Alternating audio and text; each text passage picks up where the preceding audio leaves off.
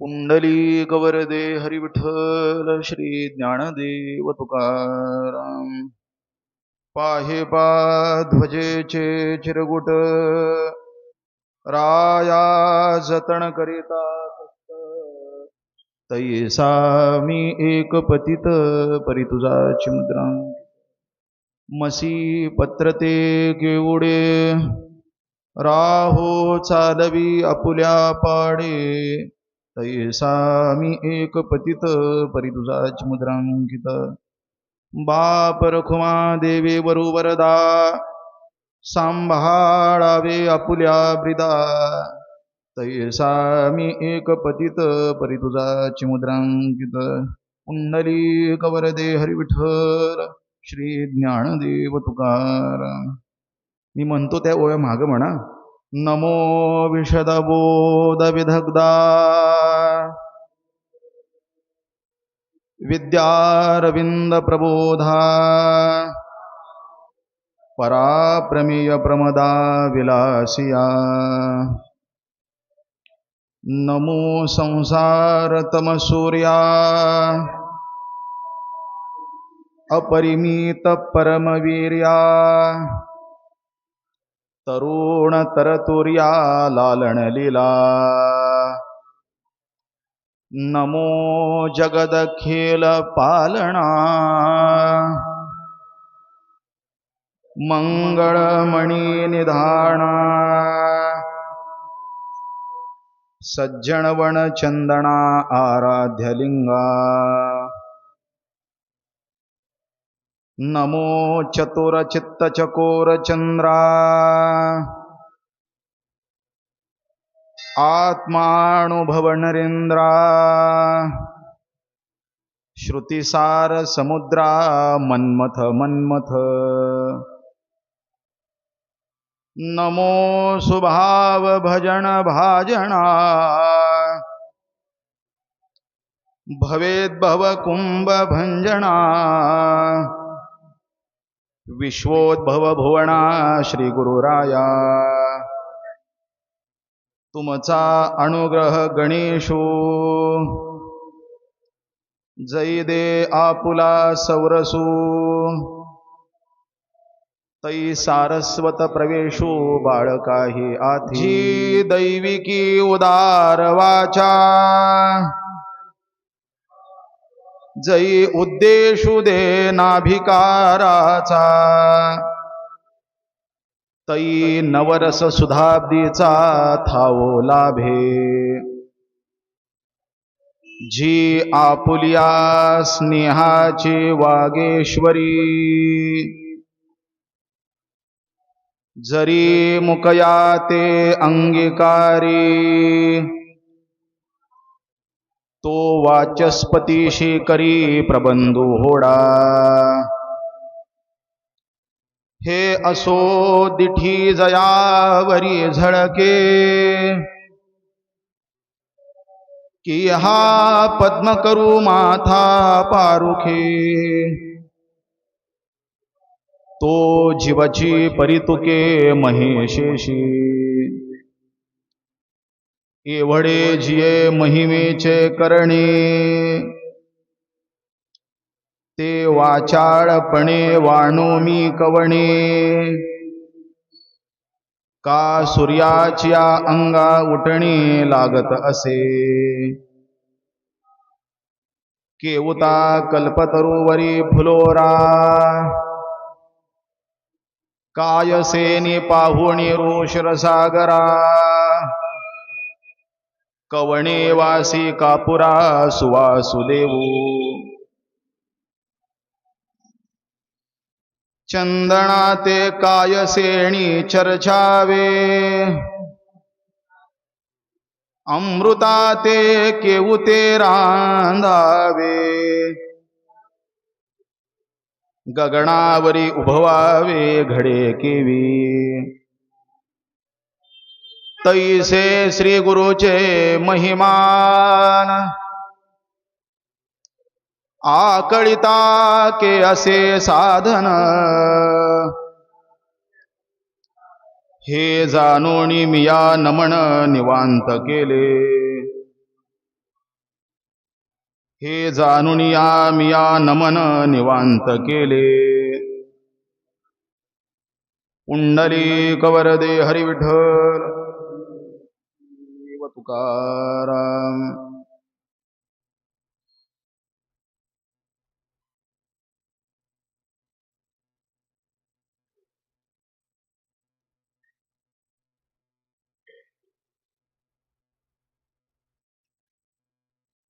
आत्मरूप गणेशो केलिया स्मरण, होय सकळ विद्यांचे अधिकरण.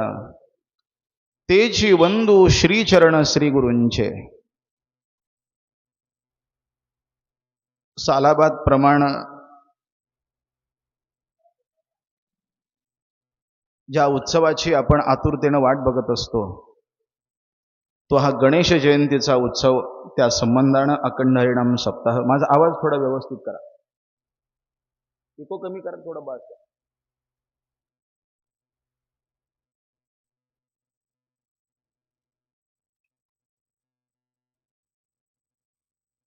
आणि ज्या क्षणाची आपण आतुरतेनं वाट बघत असतो त्या उत्सवाची आज सुरुवात. काय माहिती नाही, पण सगळ्यांचे चेहरे फुललेत. त्याची बरीच कारणं असू शकतात, पण सगळ्यांच्या चेहऱ्यावरती एक वेगळाच आनंद आहे. पहिला आनंद हा आहे की काल संक्रांत झाली, म्हणजे सगळ्यांचे जे तोंड गोड झालेलं आहे. काल जितकं तोंड गोड झालं नसेल तितकं तोंड आज गोड झालेलं आहे. त्यामुळं आणि त्यात दुधात साखर म्हणजे आपल्या पारायणाची सुरुवात. त्यामुळे एकंदरीत सगळं गोडच आहे. देव तिळी आला आणि गोड गोड जीव झाला. असो, मोठ्या उत्साहामध्ये आणि आनंदामध्ये आपण प्रतिवर्षाला हा उत्सव करत असतो. खरं तर तुम्हा सर्वांचं हे भाग्य आहे की आपल्याला हा सगळा सोहळा अनुभवता येतोय. ही सगळी आमच्या तुमच्यावर श्री गुरु ज्ञानोबा तुकोबा यांची झालेली कृपाच आहे. आणि त्यांच्या कृपेने हे सगळं काही होतंय ते आपल्याकडून करून घेतात. आपण करतोय असं म्हणता येणार नाही, आपण असं म्हणू नये. ते आपल्याकडून करून घेतात आणि त्यांनी आपल्याकडून जे करून घ्यावं ते अविरतपणे करून घ्यावं याच्याकरता आज प्रवचनाला अजून थोडासा आवाज व्यवस्थित करा. आवाज फिरतोय.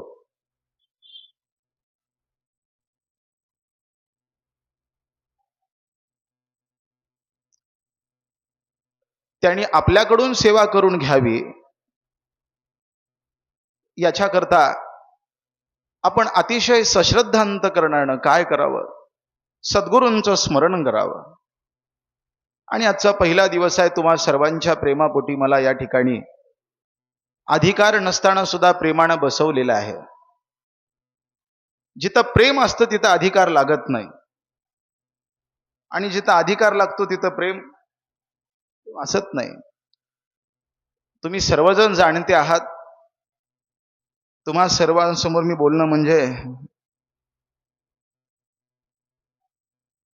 तैसा आम्ही बाळमती चावटी करीतसे बाळमती, तैसा आम्ही तुम्हा प्रती चावटी करीतसे बाळमती, की संतोषी जे जाती ऐशी प्रेमाची असे. तिथं प्रेम महत्वाचं सांगितलेलं आहे. तुम्ही सगळं ऐकलेलंच आहे, मी वेगळं काही सांगणार नाही. माझा स्वानुभव असा आहे, जे काही सद्गुरूंच्या कृपेनं थोडंफार जे काही समजलं ते इतकंच समजलं. सगळं केल्यानंतर एकच कळतं की आपल्याला अजून काही कळालं. परमार्थ हाच आहे. सगळं करावं आणि सगळं केल्यानंतर आपल्याला ते कधी कळालं, आपल्याला ज्यावेळी कळतं की आपल्याला अजून काहीच. ज्यावेळी माणसं मला सगळं कळतं असं म्हणत असतात त्यावेळी समजून जायचं की त्याला अजून काही कळालं. हीच ओळख आहे. पण ज्यावेळी मला काहीच कळालं नाही असं जे म्हणतात ना, समजून जायचं की सगळं त्यांनाच सगळं त्यांनाच कळालेलं आहे. खरं तर आपल्याला काहीच कळत नसतं. सगळेजण म्हणत असतात, संसारामध्ये सुद्धा सगळ्यांना एकच ऐकावं लागतं, तुम्हाला काय कळतं गप. मग एवढं सगळं ऐकून सुद्धा माणसानं समजून घ्यावं की नाही, की मला काही कळत, पण मला काही कळत नाही हे कळत असताना सुद्धा मला सगळं कळतं असंच माणसाला वाटत असतं. हेच माणसाच्या ठिकाणी अज्ञान आहे. आणि मला सगळं कळतं हा जो आपला अहंभाव आहे तो जावा याच्याकरताच प्रवचन आहेत. मला सगळं कळतं असं वाटू नये याच्याकरताच कीर्तन आहेत.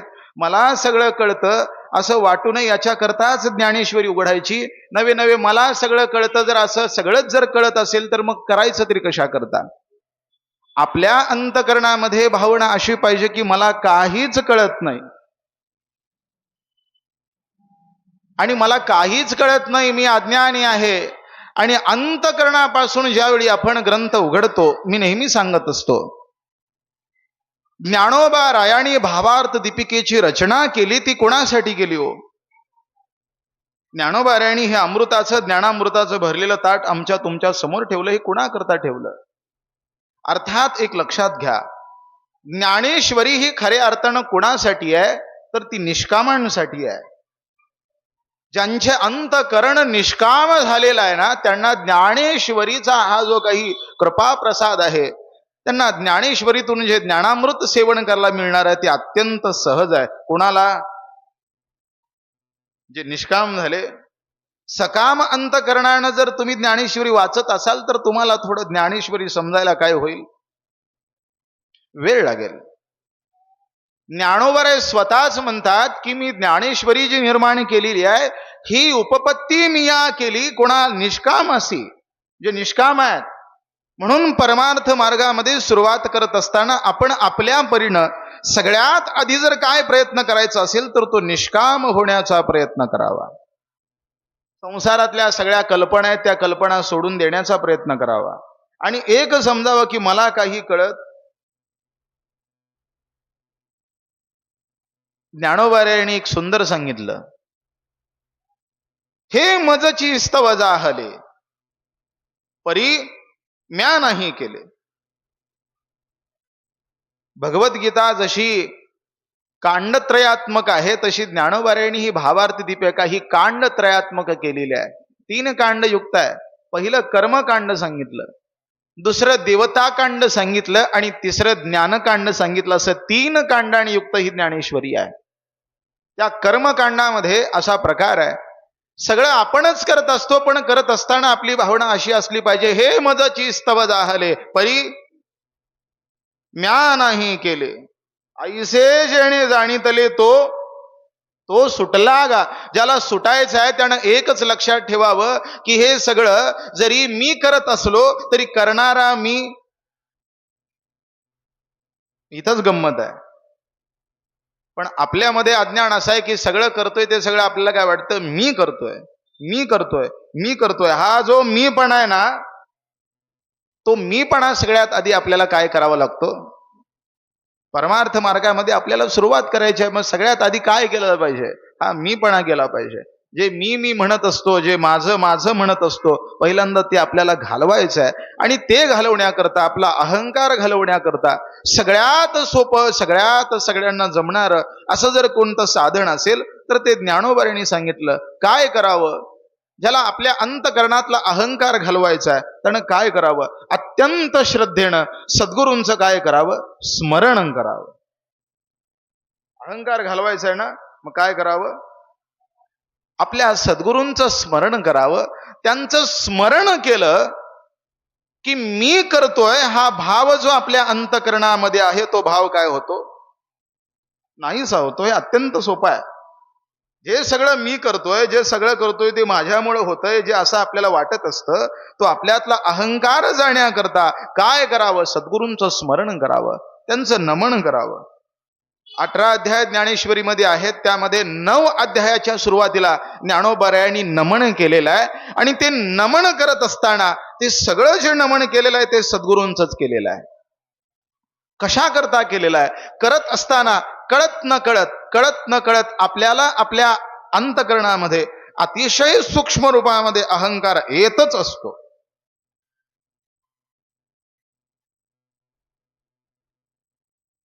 आपल्या अंतकरणामध्ये तो अहंकार अजून आहे, म्हणूनच आपल्याला त्या सुखाचा अनुभव येत नाही. आपल्या अंतकरणामध्ये कुठेतरी तो अनुभव आहे, मी करतोय, माझ्यामुळे होतोय, तो अहंभाव आहे, म्हणून आपल्याला अजून आपल्या आत्मस्वरूपाची जाणीव होत नाही. मी नेहमी सांगत असतो, आपण करतोय पण आपल्याला कळत दोन गोष्टी आहेत, करणं वेगळं आणि कळणं वेगळं. लक्षात आलं का? करतात सगळेच, पण करणाऱ्यांना सगळंच कळत असतं का हो? मंदिरामध्ये बरीच माणसं येतात, पण सगळे मंदिरामध्ये तर त्या सगळ्यांनाच भगवंताचं दर्शन होतं का? मग केलं म्हणजे झालं का? लक्ष देऊ नये का? करायसाठी परमार्थ करू नका. ओझं वडायचं म्हणून वडायचं नाही, त्याच्यामध्ये काहीतरी आपल्याला माहिती पाहिजे की याच्यामध्ये काय आहे. होतं असं, गाढवाच्या पाठीवर 50 किलो गुळाचं ओझं असतं. मग गाढवाचं काम काय? ओझं वाहणं. मग ते गाढवाला कळतं माझ्या पाठीवर 50 किलोचं ओझं आहे, पण कशाचं आहे? गुळाचं आहे. मग त्या गाढवाला जरा अहंकार झाला, ते म्हणायला लागला आहे, म्हणला माझ्या पाठीवर 50 किलो. असं कोणाला वाटलं? गाढवाला वाटलं माझ्या पाठीवर 50 किलो गुळ आहे. आणि ते रस्त्यानं काय झालं, जरा असं छातीवर काढून चालायला लागलं, फुगून चालायला लागलं. समोरून एक रिकामं गाढव आलं आणि या गाढवानं त्या गाढवाला त्याच्याकडे बघितलं, अभिमानानं बघितलं. तेही गाढव होतं. ज्याच्या पाठीवर 50 किलो गुळाचं ओझं होतं, ते गाढव त्या दुसऱ्या गाढवाला म्हणतंय माझ्या पाठीवर काय आहे तुला माहिती आहे काय? समोरचं गाढव म्हटलं नाही बा, माहिती नाही. म्हटलं माझ्या पाठीवर 50 किलो गुळ आहे म्हटलं. समोरचं गाढव हुशार होतं, ते म्हणायला लागलं अरे गाढवा, तुझ्या पाठीवरती 50 किलो गुळ आहे ते बरोबर आहे, पण त्याच्यातला एखादा खडा तरी तू खाऊन बघितलायस का? मग 50 किलो गुळाचं ओझं वाहण्यापेक्षा त्याच्यातला काय करावा, एखादा खडा. आमचे उपाशी महाराज नेहमी सांगत असतात बरं, पोतभर चिरमुरं खाण्यापेक्षा एक पेढा खा. करण्याला महत्व नाही. मी नेहमी सांगत असतो, लक्षात घ्या, करायचं म्हणून परमार्थ करू नका. परमार्थ हा फक्त करण्यासाठी नाही आहे, तर परमार्थ हा होण्यासाठी आहे. कशासाठी आहे? होण्यासाठी आहे. जोपर्यंत करताय तोपर्यंत तुम्हाला अनुभव होत नाही, पण जोपर्यंत तुम्ही होता त्यावेळी तुम्हाला अनुभव आल्याशिवाय. तुका म्हणे अंगी व्हावे ते आपण. करावं की व्हावं? व्हावं. तुका म्हणे अंगी व्हावे ते आपण. आणि पुढं महाराज मग तरीच झाल्याशिवाय कळेल का? मग आपल्याला सगळं कळतं असं आपल्याला वाटत असतं, पण आपल्याला काही कळलं नाही. आपण फक्त करतोय. झालेलो ज्यावेळी होऊ त्यावेळी आपल्याला मग ती आपल्याला आत्मस्वरूपाची प्राप्ती आल्याशिवाय झाल्याशिवाय राहणार नाही. मग तिथं अहंकार शिल्लक राहतच नाही. आपण अजून साधक दशेमध्ये आहोत. आपण साधक दशेत असल्या कारणानं आपल्या अंतकरणामध्ये अहंकार कशाचाही माणसाला येतोच.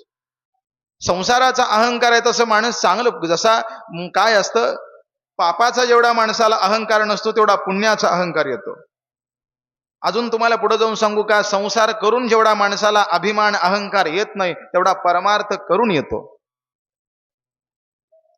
पाप करून जेवढं माणसाला अहंकार येत नाही तेवढं, घरात बसून जेवढा माणसाला अहंकार येत नाही तेवढा वाऱ्या केल्यानंतर येतो. माफ करा, मी एवढ्या वाऱ्या, म्हातारी माणसं आम्ही बऱ्याच ठिकाणी कुठं कुठं जातो, मग ती वारी केल्यानंतर पायाच्या अशा टाचा झिजोपर्यंत वाऱ्या केल्या. वारी केली ठीक आहे, आनंद आहे, कळालं काय? मग न कळता वाऱ्या केल्या. मग म्हणत असतो मग केलेल्या वाऱ्या सगळ्या वाऱ्यावर गेल्या, हातात काही आलं? मग करायचं म्हणून केलं का व्हायचं म्हणून केलं? मग श्रेष्ठ कोण आहे? तुम्हाला काय वाटतं? करायचं म्हणून करणारा की व्हायचं म्हणून करणारा? म्हणून ज्याला खरं पोचायचं आहे त्यानं होण्यासाठी प्रयत्न करावा, करण्यासाठी करू नये, दाखवण्यासाठी करू नये. ते करावं ती कोणाकरता? आपल्याला व्हायचं आहे, आपल्याला तिथपर्यंत जायचं आहे, आपल्याला आपला आत्मउद्धार करून घ्यायचा आहे, आपल्याला कुठंतरी त्या मोक्षापर्यंत पोचायचं आहे, कुठंतरी आपल्याला सुखरूप व्हायचं आहे. ही अंतःकरणामध्ये तळमळ असावी, ती भावना असावी आणि त्या दृष्टीनं आपण प्रयत्न करावेत. पण ते प्रयत्न करत असताना आपल्याला वाटत असतं की मी एवढं केलं, मी तेवढं केलं, मी एवढ्या वेळा पारायण केली, मी एवढी कीर्तन ऐकली, मी एवढी प्रवचन ऐकली, मी एवढ्या वाऱ्या केल्या, मी एवढं केलं. मला कधी कधी गंमत वाटते, हरिपाठ आपण रोज म्हणतो, पण आपल्याला त्याचा अनुभव आलाय का? म्हणताना आपण म्हणत असतो सर्वा घटी राम, प्रचिती आहे का? बोलण्याला महत्व नाही आहे, महत्व आहे ते प्रचितीला महत्व आहे. तुम्ही किती करता याला महत्व नाही, तुम्हाला किती कळालेलं आहे हे महत्वाचं आहे. आणि परमार्थ मार्गामध्ये जोपर्यंत सद्गुरूंची कृपा होत नाही तोपर्यंत काही कळत नाही. मला कळतं असं म्हणणारे जे सगळे येतात ना, ते सगळे याच्यामध्ये गटांगळ्या खायला लागतात, तरत नाहीत. इथं तरतात कोण? ज्यांच्यावरती सद्गुरूंची कृपा झाली, ज्यांनी सद्गुरूंची अत्यंत सश्रद्धांतकरणानं ज्यांनी सद्गुरूंची पूजा केली, जे सद्गुरूंना शरण गेले, ज्यांनी सद्गुरूंचं स्मरण केलं, ज्यांनी सद्गुरूंवरती विश्वास ठेवला, ज्यांनी त्यांनी दाखवलेल्या वाटेवरती विश्वासानं जे चालायला लागले, त्यांनाच ही प्रचिती येते, बाकीच्यांना येत. बाकीचे फक्त वाचत जातात, कळत काहीच नाही. मग वाचणं वेगळं आणि कळणं वेगळं. ज्ञानेश्वरीचं पारायण आपण सगळेच करतो का नाही सांगा मला? पण गंमत अशी मला वाटते, आपण ज्ञानेश्वरी वाचत असतो, पण मंदिरामध्ये ज्ञानेश्वरी वाचल्यानंतर पारायण संपतं, पारायण संपल्यानंतर आपण ज्ञानेश्वरी गुंडाळतो आणि ज्ञानेश्वरी मंदिरातच ठेवून जातो, घरला घेऊन जात. ज्ञानेश्वरी जर घरी गेली तर एकही भांडण होणार? वाईट याचं वाटतं की ज्ञानेश्वरी अजून मंदिरातच आहे, आपण मंदिरात येतो, मंदिरात वाचतो, पण जाताना घरी घेऊन जात. मी पिशवीतली ज्ञानेश्वरी म्हणत नाही, जी आपल्या हृदयामध्ये वाचत असताना जी ज्ञानोबाऱ्यांच्या ओव्या ज्या कोरतात ना, ती आपण घरापर्यंत घेऊन जात नाही. इथंच वाचतो, इथंच ऐकतो आणि इथंच सोडून जातो. घेऊन काही काही जण एकावर गाठी मारतात, गुंडाळून ठेवतात, इथंच ठेवतात, पण घेऊन जात नाही. मी म्हणत असतो ज्यावेळी ज्ञानेश्वरी आपण घरी घेऊन जाईल ना, ज्याच्या घरामध्ये ज्ञानेश्वरी गेली ना, तिथं भांडण होण्याचं कारणच नाही.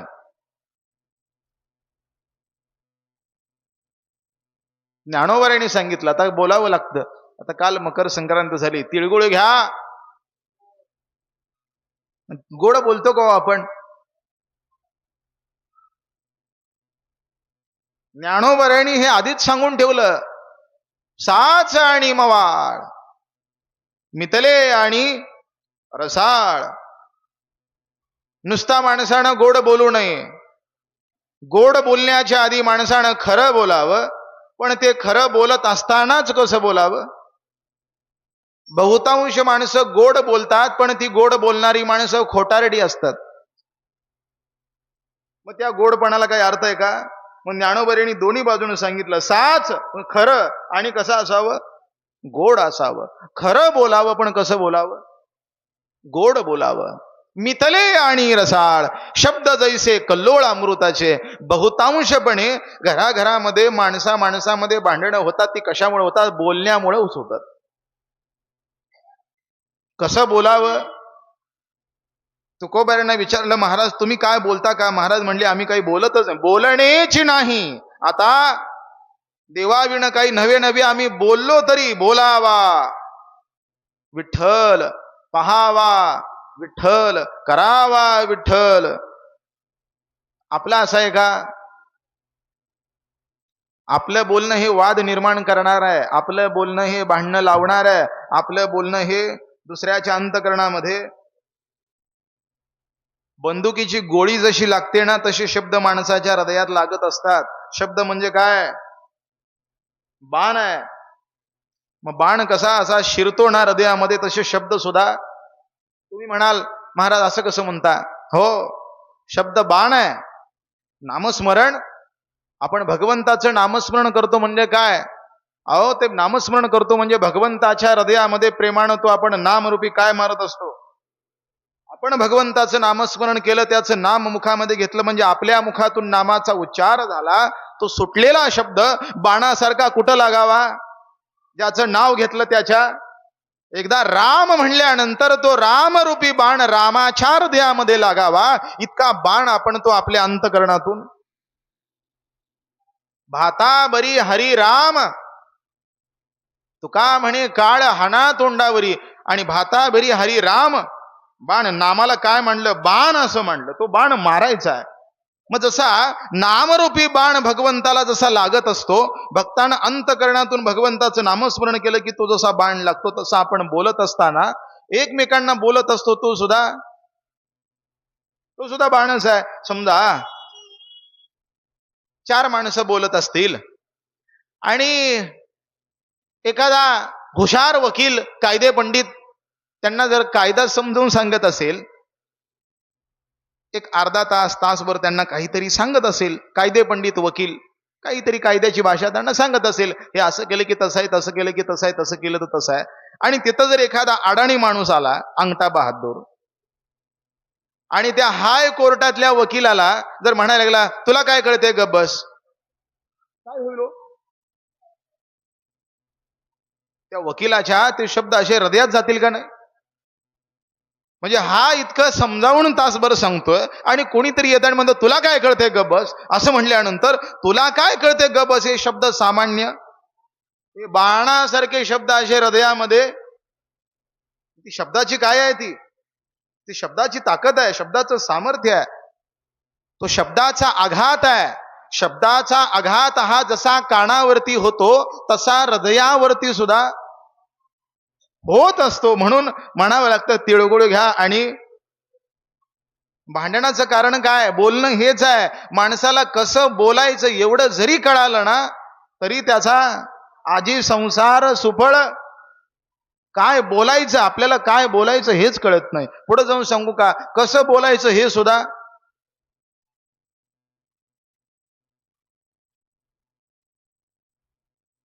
मला सांगा, बायकोनं नवऱ्याशी बोलत असताना कसं बोलावं? हळू आवाजात बोलावं की मोठ्या आवाजात बोलावं? काय म्हणायचं तुम्हाला?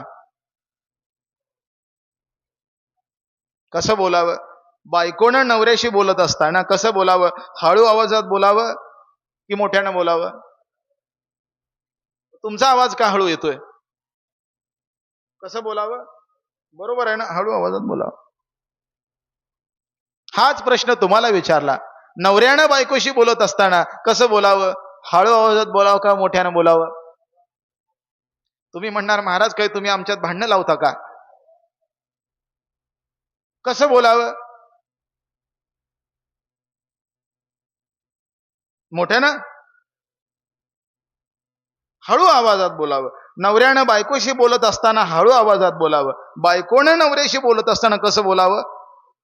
मला सांगा, हळू आवाजात कोणी बोलतं का हो? काम करून दिवसभर बिचारा नवरा घरी आला, काहीतरी बायकोचं काहीतरी त्या सासू बरोबर वाजलं असेल, काही झालं असेल, इकडे तिकडे झालं असेल. नवरा घरी आल्यानंतर जर त्या बायकोला जर नवऱ्याबरोबर भांडण करायचं असेल, झालं जेवण करून सगळे झोपले, 10-11 वाजता नवरा जवळ आला, शेजारी बसला, आणि ह्या बाईला नवऱ्याबरोबर भांडायचं आहे. मग मला सांगा, ती बाई नवऱ्याबरोबर हळू आवाजात बोलते का मोठ्या आवाजात बोलते? कसं बोलते? नवरा जवळ आहे, कसं बोलायला पाहिजे? हळू आवाजात बोलायला. पण बोलते कशी? मोठ्या आवाजात बोलते. जवळ आहे पण तरी सुद्धा आवाज काय करावा लागतो? मोठा करावा लागतो. मोठ्या आवाजात बोलते, मोठ्यानं भांडण करते. चला पुढे या. तेच दोघं नवरा बायको आहे. झालं, सप्ताह सुरू झाला आणि दोघं कीर्तनाला आले. कीर्तनाला आल्यानंतर मग ती येतानाच ठरलेलं असतं, नवरा बायकोला सांगत असतो, मी माणसांमध्ये बसेन, तुला बायकांमध्ये बसावं लागेल. कीर्तन बरोबर 7 ते 9 ला कीर्तन संपलं की तुला मी तिकडं खुणवतो, तू मला तिकडं खुणव, दोघं उठायचं, तिथं वरडावरडी करायची. झालं, दोघं येतात तिकडे, बायकांमध्ये बायको बसते, नवऱ्यामध्ये नवरा बसतो, कीर्तन सुरू होतं. कीर्तन संपल्यानंतर काही नाही, हा फक्त तिला इशारा करतो. आणि इशारा केल्यानंतर वास्तविक पाहता कीर्तनामध्ये दोघं एकमेकांपासून लांब बसलेले आहेत. मग मोठ्यानं कुठे बोलायला पाहिजे, घरात की कीर्तनात?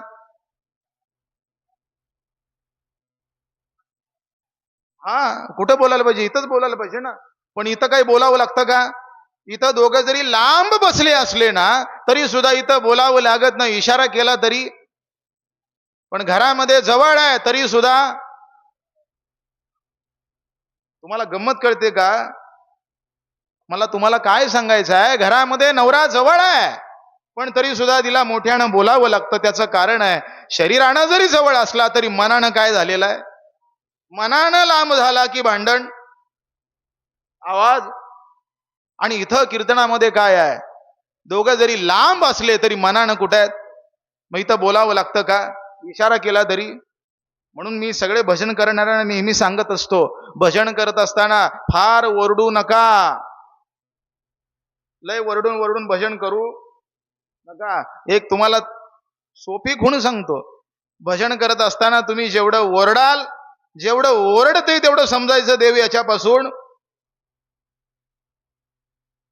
ओरडला की समजायचं त्याच्यापासून ते लांब आहे. ज्याच्या जवळ आहे ना, तो देव जवळ आला की मग ओरडावं लागत. मग तिथं ज्ञानदेवी मौन, जपमाळ अंतरी, आणि धरोणी श्री हरी जपे सदा.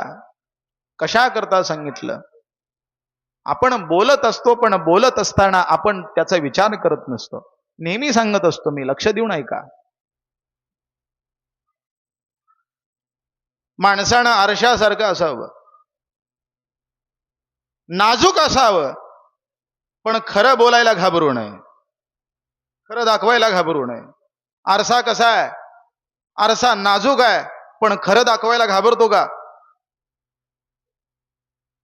आरसा नाजूक आहे पण खरं बोलायला, खरं दाखवायला घाबरत नाही. जे आहे ते, जे आहे तेच दाखवतो. म्हणून त्याला काय आहे तेच दाखवतो. तसं माणसानं आरशासारखं असावं, नाजूक असला तरी चालेल, पण खरं दाखवायला आणि खरं बोलायला घाबरू.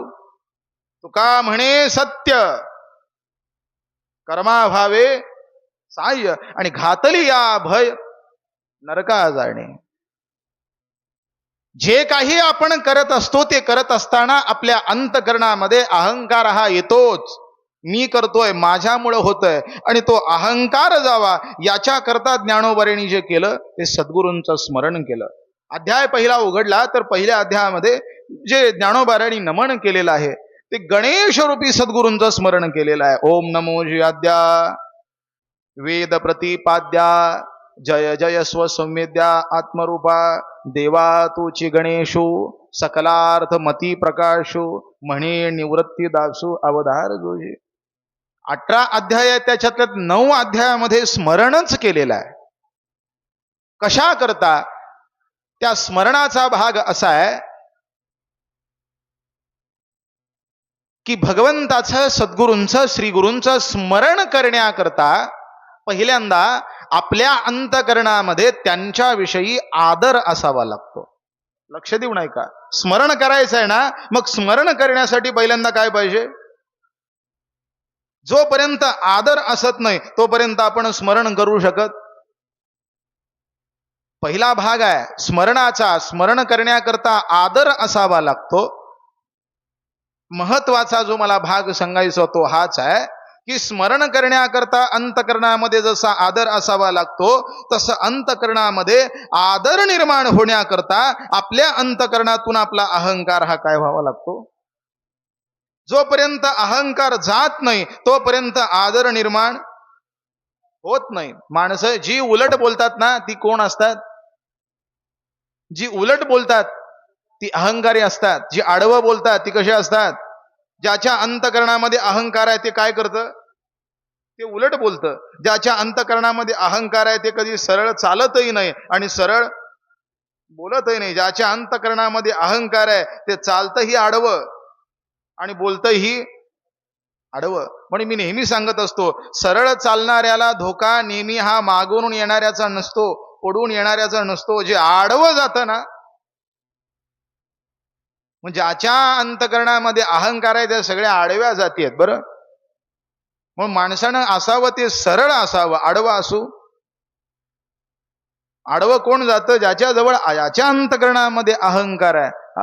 तो अहंकार जोपर्यंत आहे तोपर्यंत आपल्याला त्या खऱ्या ज्ञानाची प्राप्ती होत नाही, आत्मस्वरूपाची प्राप्ती होत नाही. मग याच्याकरता उपाय काय आहे? तर उपाय एकच आहे की आपल्या अंतकरणातला अहंकार जावा. तो अहंकार जाण्यासाठी काय करावं? स्मरण करावं.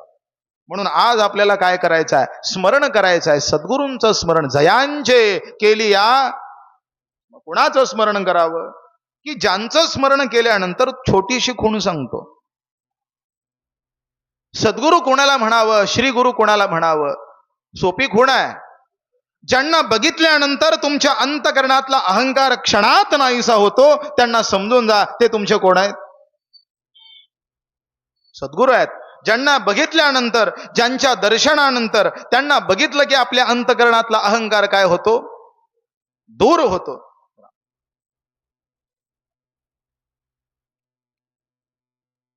ज्यांच्या दर्शने पाप ताप जाय. ज्यांचं दर्शन घेतलं, ज्यांचं दर्शन झालं, ज्यांचं स्मरण केलं की आपल्या अंतकरणातला अहंकार नाहीसा होतो, ज्यांचं स्मरण केलं की आपल्या अंतकरणातला मीपणा नाहीसा होतो, ज्यांचं स्मरण केलं की मी माझं हे आपण सगळं स्वतःला विसरून जातो. पुढं सांगू का? ज्यांचं स्मरण केलं की पापही नाहीसं होतं आणि तापही नाहीसा होतो, ते कोण आहेत? ते सद्गुरू आहेत. 3 प्रकारे त्याचं वर्णन झालेलं आहे. गुरु कोणाला म्हणावं? जो फक्त शाब्दिक ज्ञान देत असतो त्याला काय म्हणा? गुरु म्हणा. तो फक्त शाब्दिक ज्ञान देतो, म्हणजे बाबा हे असं केलं की असं होतं, ते तसं केलं की तसं होतं, तसं केलं की तसं होतं, झालं. बाकीचं तुमचं तुम्ही. जो फक्त वाट दाखवतो तो कोण आहे? तो गुरु आहे. तो फक्त शब्द ज्ञान देत असतो. मग व्यवहारामध्ये सगळे गुरुच आहेत. कोणी कुणाकडं काही शिकवलं की तो त्याचा काय झाला? गुरु झाला. कोणी सगळ्यांकडून धडे शिकतच असतात, ते गुरु आहेत. त्याच्या पुढे येतात ते श्री गुरु. गुरु नंतर कोण? शब्द ज्ञान देणारा गुरु आहे. पण त्या शब्द ज्ञानामध्ये सुद्धा जे शक्तियुक्त ज्ञान देत असतात ते श्री गुरु आहेत. त्यांना काय म्हणा? श्री गुरु म्हणा.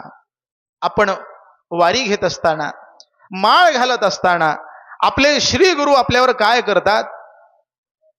ती माळ गळ्यामध्ये घातल्यानंतर नुसता माळ घालत नाहीत, त्या माळेसोबत शक्तियुक्त आपल्यामध्ये काय करत असतात? ते नाम देत असतात. म्हणून ते कोण आहेत?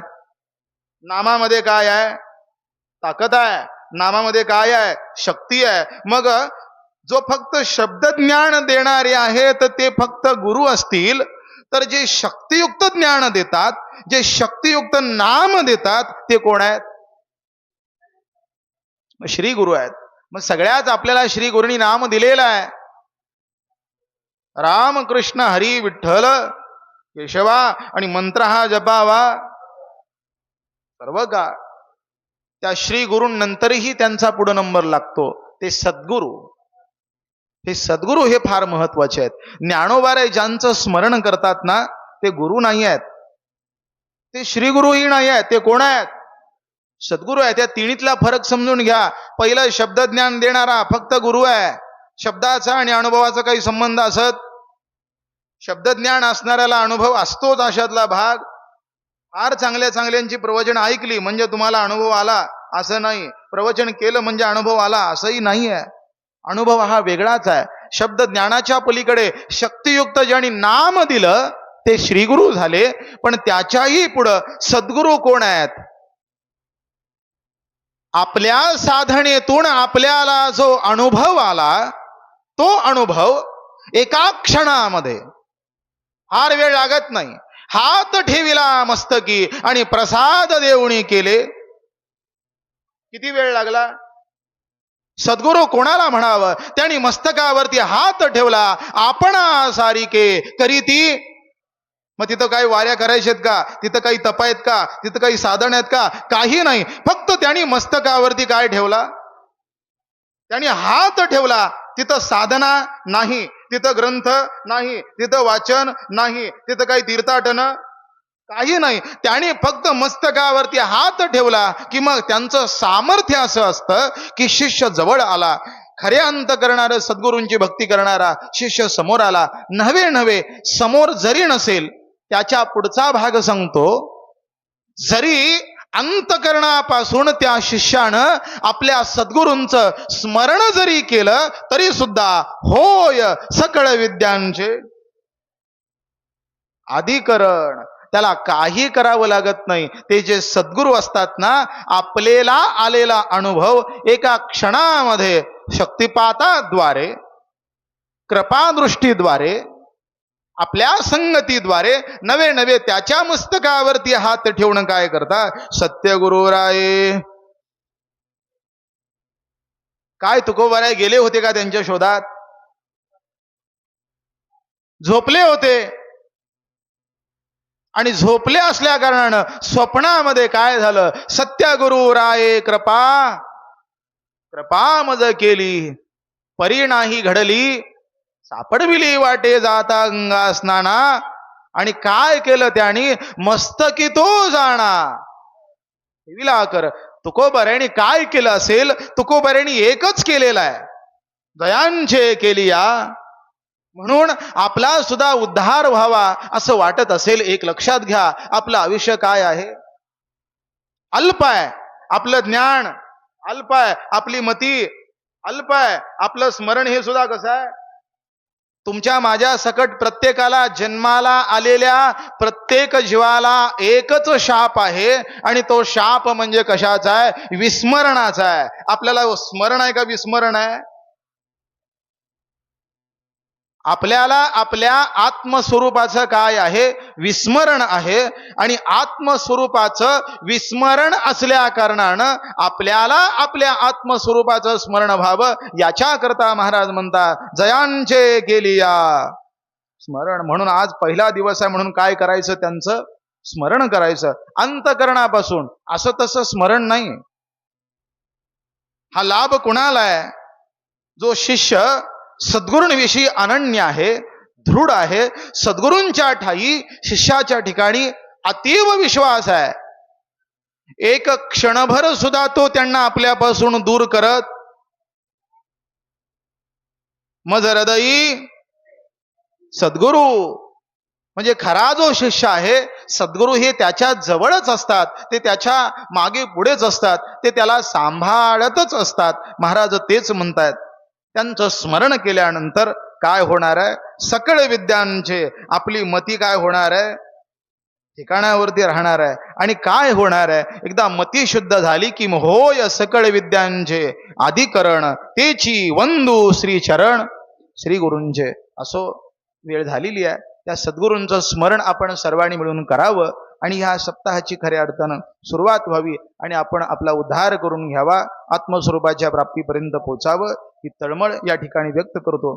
झालेली सेवा तुम्ही सर्व श्रुतिसज्जन मायबाप सर्वांच्या चरणी अर्पण करून सेवेला इथंच पूर्णविराम देतो. पुंडलिक वरदे हरी विठ्ठल श्री ज्ञानदेव तुकाराम. नंतर जप घेऊया. सगळ्यांनी मोठ्या आवाजामध्ये पसायदन म्हणा. आता